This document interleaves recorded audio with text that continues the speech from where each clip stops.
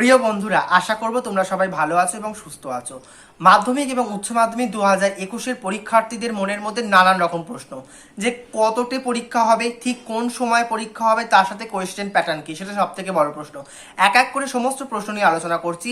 দেখো বন্ধুরা, কতই পরীক্ষা হবে প্রথমত বলি, যেহেতু হাফ নাম্বারে পরীক্ষা হচ্ছে এবং সময়টাও হাফ, কাজেই মাধ্যমিকের ক্ষেত্রে 45 এবং উচ্চ মাধ্যমিকের ক্ষেত্রে 40 এবং 35-এ পরীক্ষা হওয়ার সম্ভাবনা রয়েছে প্রচুর পরিমাণে। এবার আসি কোয়েশ্চেন প্যাটার্ন কি। তোমরা কি শুধু এমসিকিউ প্রশ্ন অ্যাটেন্ড করবে, নাকি তোমাদের সব প্রশ্ন অ্যাটেন্ড করতে হবে, নাকি বড় প্রশ্ন অ্যাটেন্ড করতে হবে, সবটা জানাবো, নাকি বাংলাতে রচনাও লিখতে হচ্ছে। দেখো বন্ধুরা, মধ্যশিক্ষা পর্ষদ এবং উচ্চশিক্ষা সংসদ থেকে এখনো পর্যন্ত কোনো রকম অফিসিয়াল নোটিশ বা অফিসিয়াল গাইডলাইন তারা জারি করেনি এবং তারা কোনো রকম কোয়েশ্চেন প্যাটার্ন নিয়েও আলোচনা করেনি। শুধুমাত্র তারা এর আগে যখন রিডিউস সিলেবাসের ওপর কোয়েশ্চেন প্যাটার্ন তারা জানিয়েছিল, সেই ভিত্তিতে লক্ষ্য করলে বলা যায় যে এমসিকিউ ধরো তোমাদের উচ্চ মাধ্যমিকের আগে বলি, উচ্চ মাধ্যমিকের এমসিকিউ ধরো 40 নাম্বার থাকে, তার মধ্যে 24 নাম্বার এমসিকিউ এবং এসিকিউ 16 নাম্বার। তাহলে 24-এর মধ্যে যদি আমি হাফ করে নিই, তাহলে 12টা এমসিকিউ তোমাকে অ্যাটেন্ড করতে হচ্ছে। 14টা এসিকিউর মধ্যে যদি আমি হাফ করে নিই, তাহলে 7টা এসিকিউ তোমাদের অ্যাটেন্ড করতে হচ্ছে, অর্থাৎ 12 + 7। এইভাবে তোমাদের এমসিকিউ এসিকিউ অ্যাটেন্ড করার পর বড় প্রশ্ন। এক্ষেত্রে অনেক সাবজেক্ট রয়েছে উচ্চ মাধ্যমিকে যেখানে 5টা বড় প্রশ্ন আসে। সেখানে কি তাহলে 2টো বড় প্রশ্ন অ্যাটেন্ড করতে হবে, নাকি 3টে করতে হবে, সেটাই এখন জানা, সেটাই এখন ভাববার। দেখো, আমরা তো ভবিষ্যৎবাণী করতে পারি না, আমরা জাস্ট গাইডলাইনটুকু দিতে পারি তোমাদেরকে, যে বলতে পারি এটা হতে পারে। এবার যে কি হবে সেই সিদ্ধান্ত কিন্তু উচ্চশিক্ষা সংসদ এবং মধ্যশিক্ষা পর্ষদ দেবে। এইটুকু তোমাদের বলতে পারি। শুধুমাত্র এমসিকিউ প্রশ্ন বা অনেকেই বলছে একটা অধ্যায় করে গেলেই সব কমন চলে আসবে, একটা অধ্যায় করে গেলেই পরীক্ষা মিটে যাবে, এটা কিন্তু নয়। তোমাকে কিন্তু সব অধ্যায়গুলোই করতে হবে, তার মধ্যে থেকে তোমাদেরকে বাছাইয়ে সুযোগ থাকছে। অর্থাৎ তোমাদের যদি 30টা প্রশ্ন থাকতো, তার মধ্যে তোমরা যখন আগে 25টা লিখতে, এখন সেখানে হয়তো 12টা প্রশ্ন বা 13টা প্রশ্ন তোমাদেরকে লিখতে হবে। এই হচ্ছে ব্যাপার।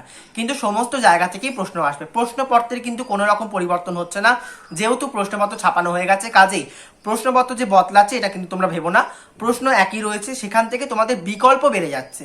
মানে আগে যেহেতু আগে ধরো 8টার মধ্যে 5টা প্রশ্ন করতে হতো, সেখানে তোমাদের এখন 2টো প্রশ্ন বা 3টে প্রশ্ন করতে হবে। অর্থাৎ কি একটা অধ্যায় করে গেলে হবে না। দেখো বন্ধুরা, আমি ভূগোল বিষয়ে অনার্স করেছি, ভূগোল নিয়ে একটু বলতে পারি। দেখো, ভূগোলের মাধ্যমিকের ক্ষেত্রে প্রাকৃতিক দিক থেকে 2টো এবং আঞ্চলিক দিক থেকে 2টো প্রশ্ন অ্যাটেন্ড করতে হতো। যেহেতু এবারে শুধুমাত্র বহির্জাত প্রক্রিয়া এবং ভারত রয়েছে, তো বহির্জাত প্রক্রিয়া থেকে 2টো প্রশ্ন অ্যাটেন্ড করতে হতো এবং ভারত থেকে 2টো প্রশ্ন অ্যাটেন্ড করতে হতো। কিন্তু যেহেতু হাফ নাম্বারে পরীক্ষা হচ্ছে, কাজেই বহির্জাত প্রক্রিয়া থেকে একটি বড় প্রশ্ন, অর্থাৎ একটি 5 নম্বরের প্রশ্ন অ্যাটেন্ড করতে হবে এবং ভারত থেকেও একটি 5 নম্বরের প্রশ্ন অ্যাটেন্ড করতে হবে। এইটুকু আমি বলতে পারবো। কিন্তু বাকি সাবজেক্টে তো আমি বিশেষজ্ঞ নই যে বলে দেবো যে এই হবে, কারণ এখনো পর্যন্ত উচ্চশিক্ষা সংসদ বা মধ্যশিক্ষা পর্ষদ গাইডলাইন জারি করেনি। আশা রাখবো কল্যাণময় বাবু এবং মহুয়া ম্যাডাম যথেষ্ট ভালোভাবে এই বিষয়ে চিন্তা ভাবনা করছেন এবং চিন্তা ভাবনা করার পরে গাইডলাইন জারি করবেন, কারণ তাদের কাছে বিষয়টা বোধগম্য করতে হবে ছাত্রছাত্রীদের কাছে। যেহেতু প্রশ্নপত্র ছাপানো হয়ে গেছে, সেইখানে তো নতুন করে লেখা যাবে না যে এই 3 দাগ থেকে 2টো প্রশ্ন অ্যাটেন্ড করবে, সেটা তো সম্ভব নয়। আর কাজেই বোর্ড কি করে, বোর্ড ভাবছে যে এখন কি করবে, কি করে তারা সিদ্ধান্ত জানাবে। তারা অফিসিয়াল গাইডলাইনটা তো ছাত্রছাত্রীদের কাছে পৌঁছে দিতে হবে, যারা কি করে অ্যাটেন্ড করবে প্রশ্নগুলো। এই হচ্ছে ব্যাপার। অনেকেই বলছে একটা প্রশ্ন করে যাবো, একটা চ্যাপ্টার করে যাবো, সব প্রশ্ন ওখান থেকে লিখে দেবো, সব এমসিকিউ করে দেবো, বাকি প্রশ্ন করতে হবে না। একদমই ভুল ধারণা। সমস্ত এমসিকিউ যে করতে হবে এরকম কোনো মানে নেই। তোমাদের এমসিকিউর সাথে সাথে বড় প্রশ্ন মুখস্থ করতে হবে এবং বড় প্রশ্ন তো পরীক্ষাতে অ্যাটেন্ড করতে হবে। কাজেই আপাতত যেটুকু সিলেবাস রয়েছে, রিডিউস সিলেবাস মাধ্যমিকের ক্ষেত্রে এবং উচ্চ মাধ্যমিকের ক্ষেত্রে, তোমরা সবটাই ধরে ধরে অনুশীলন করো, টেস্ট পেপার ধরে ধরে প্র্যাকটিস করো।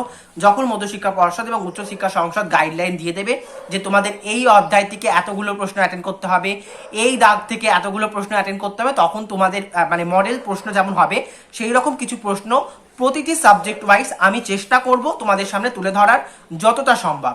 সেইখান থেকে তোমাদের সামনে ব্যাপারটাকে ক্লিয়ার করার চেষ্টা করবো যে কীরকমভাবে তোমাদের প্রশ্ন লিখতে হবে এবং কীরকমভাবে লিখলে তোমরা ভালো নাম্বার পেতে পারো, বা কোন প্রশ্নগুলো তোমরা বাদ দিয়ে কোন প্রশ্নগুলো তোমরা অ্যাটেন্ড করবে, যেগুলো পরীক্ষাতে কমন আসার সম্ভাবনা রয়েছে প্রবল, সেটা আমরা তুলে ধরার চেষ্টা করব। কিন্তু এখনও কিছুটা সময় লাগবে, কারণ বোর্ড গাইডলাইন না দিলে আমাদের পক্ষে সত্যিই সম্ভব নয় এই মুহূর্তে মডেল কোশ্চেন তুলে ধরা তোমাদের সামনে। ব্যাপারটা একটু বোঝো তোমরা, কারণ বোর্ডের আমি যদি বলি এখন 1 নম্বর অধ্যায় থেকে 4টে প্রশ্ন আসবে, তারপর বোর্ড গাইডলাইন জারি করলে 1 নম্বর অধ্যায় থেকে প্রশ্নই আসবে না, তাহলে ব্যাপারটাকে বিভ্রান্তকর সৃষ্টি হচ্ছে। কাজে এই মুহূর্তে বলা সম্ভব নয়।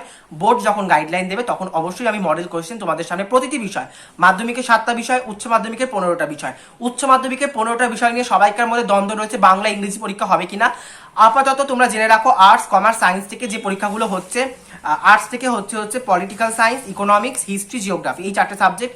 কমার্স থেকে বিজনেস স্টাডিজ, অ্যাকাউন্টেন্সি এবং সায়েন্স থেকে ফিজিক্স, কেমিস্ট্রি, বায়োলজি, ম্যাথ, এই পরীক্ষাগুলো হচ্ছে। আমার সম্ভবত সূত্রের খবর যে বাংলা ইংরেজি ইবিএস পরীক্ষা হতে পারে, বাংলা ইংরেজি ইবিএস এই 3টে পরীক্ষা কিন্তু উচ্চ মাধ্যমিকের হতে পারে। এবার দেখা যাক বোর্ড কি গাইডলাইন জারি করে। একটা সংবাদ মাধ্যমে দেখছিলাম টিভিতে, যারা ওনারা বলছেন যে সোমবারের মধ্যেই হয়তো বোর্ড জানিয়ে দেবে তাদের অফিসিয়াল গাইডলাইন। আজকে রয়েছে শনিবার, আশা করবো খুব তাড়াতাড়ি আমরা সিদ্ধান্ত পেয়ে যাব।